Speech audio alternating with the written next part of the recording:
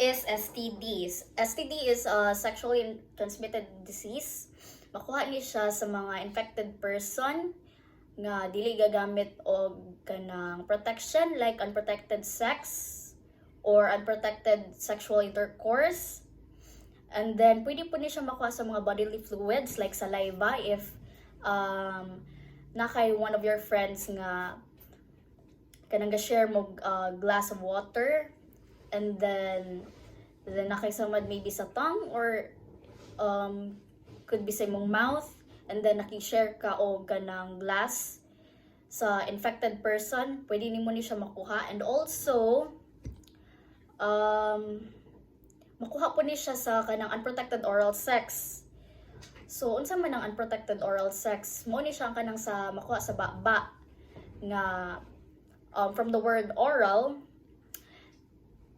So need yun siya nga magamit ta og kanang protection or contraceptive like condom, or also dental dams.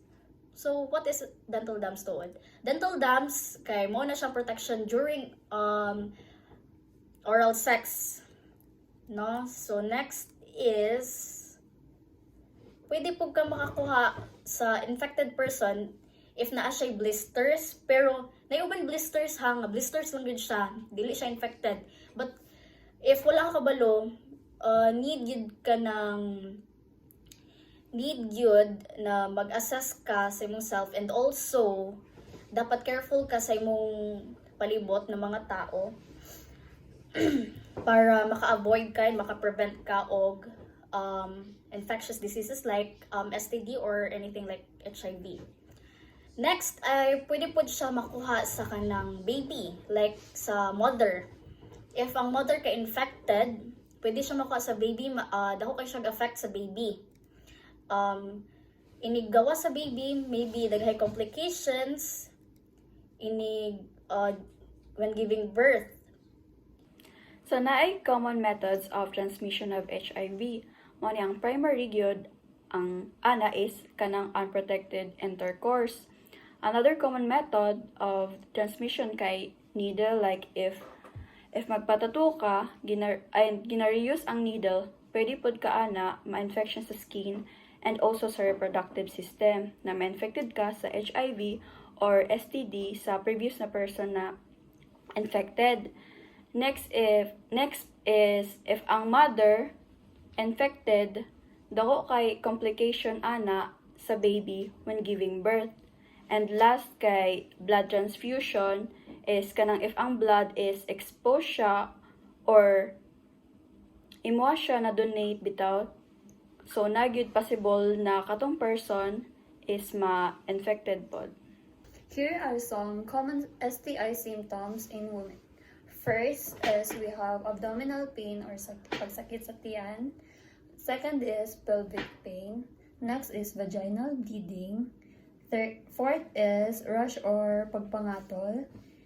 Fifth is pain during sex intercourse.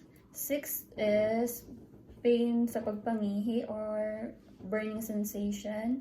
Tapos, ika-7 is unusual na vaginal discharge.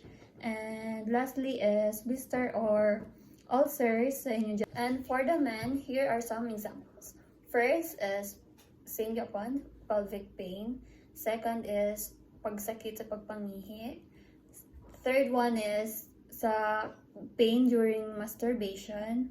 Fourth is discharge coming from sa ilahang penis, which is di man usually go discharge ang lalaki. And a fifth is kanang frequent nga gusto mag-CR o gusto magpangihi. And sixth is blisters or ulcers from their genital area gyapon sa ilang mouth pa or sa ilahang rectum. So who are more vulnerable to STDs? So ang most good ani kay ang women. So why? Because the vaginal surface is larger and open compared sa men. Early detection and treatment. When ang disease though is detected early, it is often in initial stages which means mas mo respond siya to treatment. For early treatment naman is early treatment to from disease, like from reducing or preventing the risk of complications, and maka-improve siya sa atong health conditions. So, naatay 6 ka common STDs. Ang pinakauna is chlamydia. Muna siya ang common sa STDs nga dili bitaw na to makitaan ang di na to mabawaan kung na ba siya symptoms, like mo ko siya gapakita og symptoms. Tas ang next is herpes. Muna siya ang viral infection nga maka-cause of painful sores. For example, kanang ulcers, lesions nga maka-feel og kuan ka ng discomfort or pain. Next is gonorrhea. Kaning gonorrhea is kaning bacterial infection nga maka-cause og painful urination. Tas next is HIV and AIDS. Mani siya ang makawake sa ato ang immune systems. And next is HPV. Mani siya ang maka-cause pod sa warts and cancers. Kanang warts kanang mga burot-burot sa ato ang skin mo na siya. Tas syphilis is mo ni siya ang bacterial infection nga na ay progressive stages, like for example ang primary kina siya kanang painful sores ng lesions, ulcers nga na. Tas ang secondary din kina siya fever or rashes. For most common sexually transmitted disease, there are 5 curable, which dali na siya matambalan na siya, which is syphilis, cancoid, gonorrhea, chlamydial infection, and trichomoniasis. For incurable naman is HIV, AIDS, HPV, hepatitis B, and genital herpes. What will happen if STD is dili matambalan? STD can have severe medical consequences including death. High risk ni siya nga dili ka maburos or maitopek ka, then kuan po ni siya, high risk po siya nga mahimog HIV if dili gid nimo siya tambalan. Mo ni siya ang complications sa STD: infertility, increase of acquiring other STIs, miscarriage, kanang makuhaan ka, then spread of infections to reproductive organs, systemic spread of infections with the risk of sepsis. Okay, treatment and prevention of STD. So, condom is one of contraceptive to prevent STD, and also the vaccine. Para ni siya sa pag-prevent sa infectious disease like HPV and hepatitis B. And also, ang paggamit sa dental oral is prevent gapon ni siya. Pag-usean is like a condom gapon, pero sa oral sex ni siya.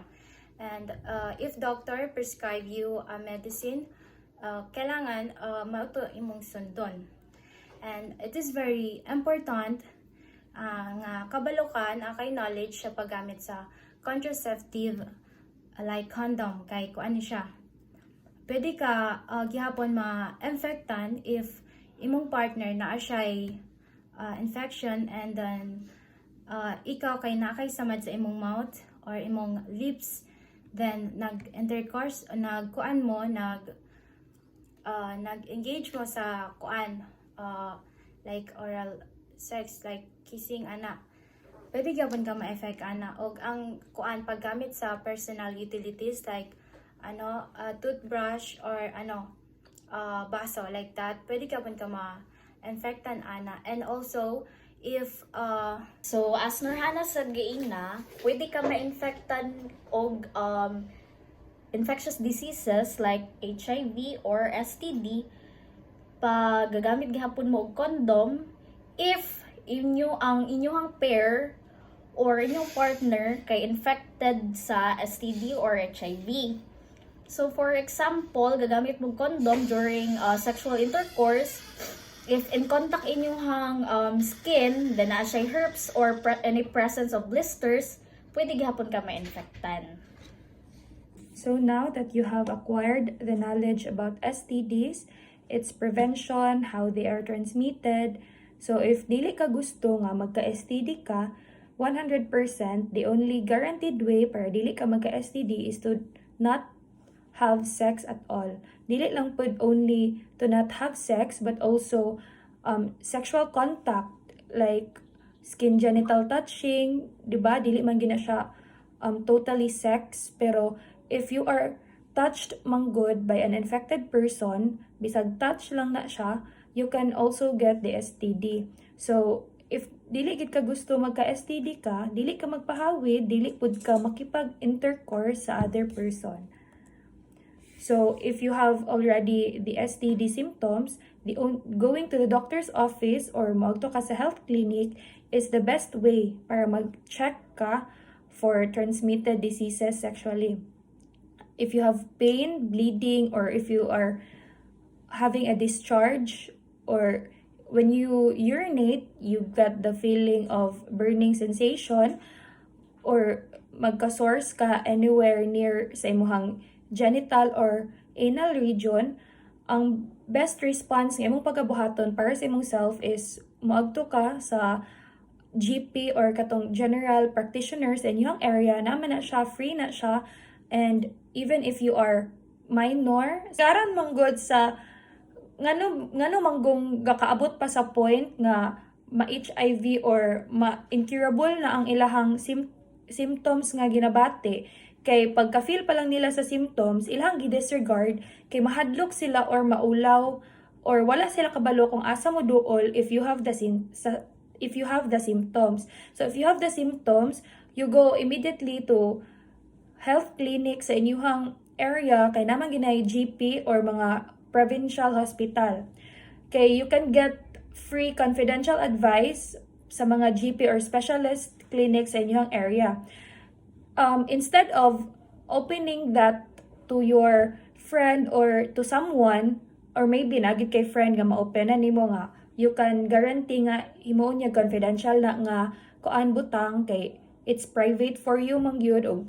Pero mas best response gyud or ang best way gyud nga para makasik ka og help is moadto gyud ka sa mga specialist practitioners sa mga health clinics sa inyong area, kay guaranteed gyud nga ang information nimo is dili gyud nila i-pass from person to person, kay they know the confidentiality man pod og they respect your privacy.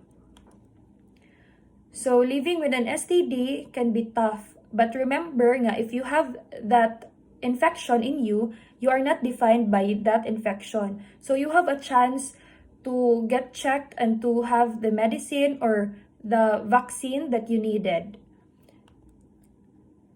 Kanina, ko friendly reminder.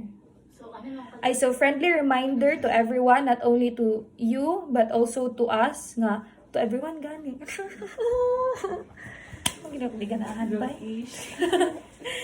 So, a friendly reminder to all of us, nga friendly reminder to all of us, nga if dili gid mapugnan makipag-intercourse, we practice safe sex na lang. Because you're too broke to afford. Ngano ako nag-appeal lang nasa ubos, dili man ni children.